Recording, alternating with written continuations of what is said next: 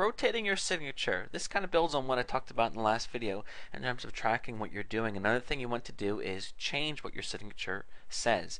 Not only do you want to, experiment with different products, but you even want to change the wording that's in your signature. As any experienced pay-per-click person will tell you, sometimes even just one word can make a huge difference in the amount of people that decide to check out your product or service. So the only way that you can find out what works the best is by testing, and testing some more. So what I do is I go out, in a form I decide what I'm going to promote, and then I create a signature, and then I might create a notepad file and just paste the signature in there so I have it, and then I create another signature and another one, and I just kind of rotate them. Every couple days change it.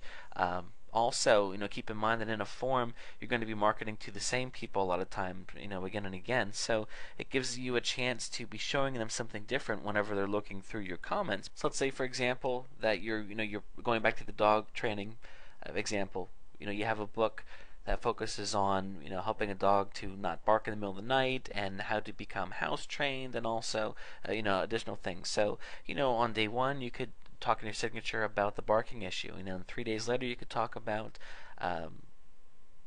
the house training, and just and so forth. And what'll happen then is people will see, one day they'll see, oh wow, that's one thing about that book, and the next time they see it, there's another vein to the book. It allows you to cover, and one person might see your signature one day and it might not appeal to them, but then 3 days later that might. So changing it up introduces the people around you to more things about what you're doing as well. So again, just going back to having a file where you keep track of them, and then also, of course, connecting this with your statistics and looking and saying, oh, you know what, this got a higher click-through rate when I had this signature compared to this one, so that tells me something. Or this product is doing better, that tells me something.